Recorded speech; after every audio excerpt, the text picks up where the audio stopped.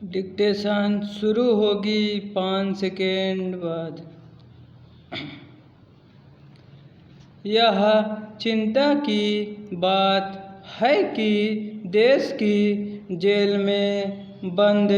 होने के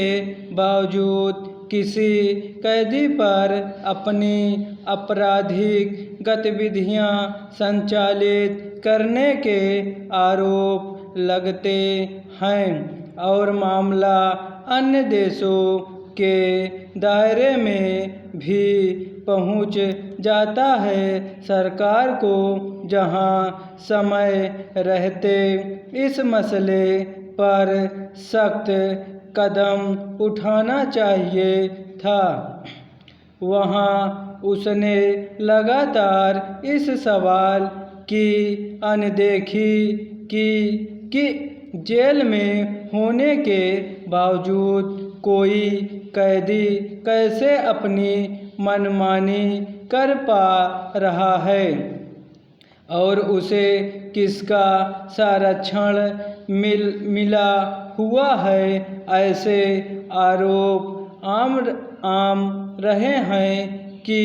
कुख्यात अपराधी लाइसेंस बिश्नोई जेल में बंद होने के बावजूद देश और विदेश में काम कर रहे अपने गिरोहों के जरिए हत्या, रंगदारी और फिरौती जैसे गंभीर अपराधों को अंजाम देता रहा है। अब अमेरिका के न्याय विभाग के आरोप पत्र में लाइसेंस बिश्नोई गिरोह को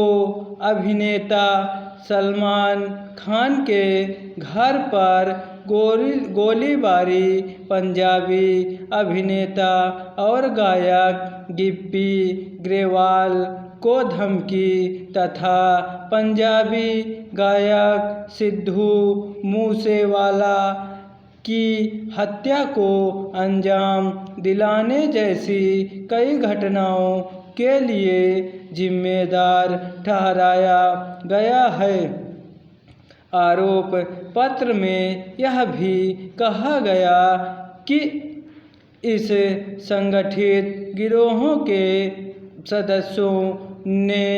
अक्सर भारत और विदेश में बसे भारतीय समुदाय की सांस्कृतिक और राजनीतिक हस्तियों तथा बड़े व्यावसायिकों को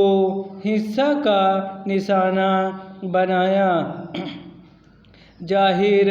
है, लाइसेंस बिश्नोई की हरकतों के बारे में जितनी भी जानकारी सामने आ सकी है,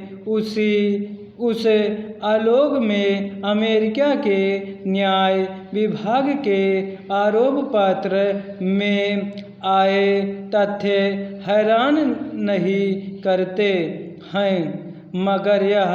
समझना मुश्किल है कि वह अपनी आपराधिक योजनाएं बनाने से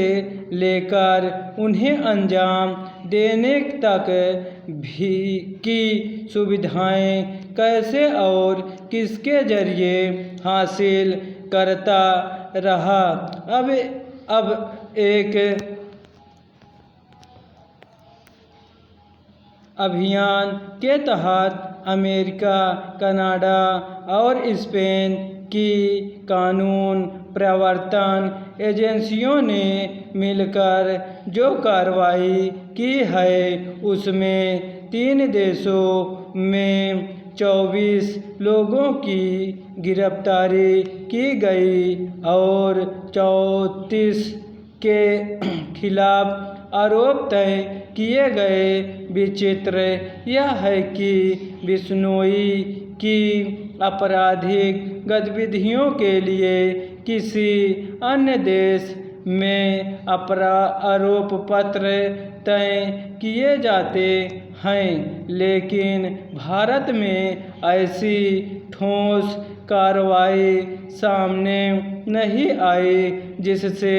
जेल में बंद एक कुख्यात कैदी को अपना अपराध तंत्र संचालित करने से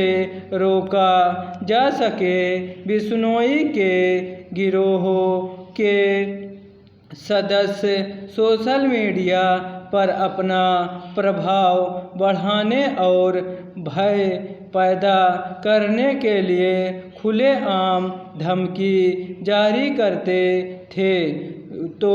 उनके खिलाफ समय पर कार्रवाई क्यों नहीं की गई? गौरतलब है कि कनाडा में एक खालिस्तानी अलगाववादी हरदीप सिंह निज्जर की हत्या का आरोप लाइसेंस बिश्नोई गिरोह पर लगा था और उसी संदर्भ में भारत और कनाडा के बीच गंभीर कूटनीतिक विवाद पैदा हो गया था। अब अमेरिकी न्याय विभाग के आरोप पत्र के बाद सबसे बड़ी चुनौती यह है कि भारत में पुलिस बिश्नोई को जेल में मोबाइल फ़ोन और इंटरनेट आधारित संचार उपकरणों का उपयोग करने की सुविधा देने वाले तंत्र का पता लगाए और उसके खिलाफ सख्त कार्रवाई करें। बिश्नोई अगर जेल में बंद रहते हुए भी अपनी आपराधिक योजनाओं को अंजाम दे पाता था, तो उसमें यही पहलू सबसे अहम है कि उसे तकनीकी संसाधन कैसे हासिल हुए और उसे मुहैया कराने तथा आसानी से उसका इस्तेमाल करने की सुविधा उसे किसके संरक्षण में मिलती थी? क्या इसमें सिर्फ संबंधित जेल के कर्मचारियों या अधिकारियों की मिलीभगत थी या फिर उसके तार उच्च स्तर पर कहीं जुड़े थे? उम्मीद की जानी चाहिए कि भारत में लाइसेंस बिश्नोई को जेल में एक आम कैदी की तरह ही रखा जाएगा और उस पर भी कानून के सख्त प्रावधान लागू होंगे। स्टॉप।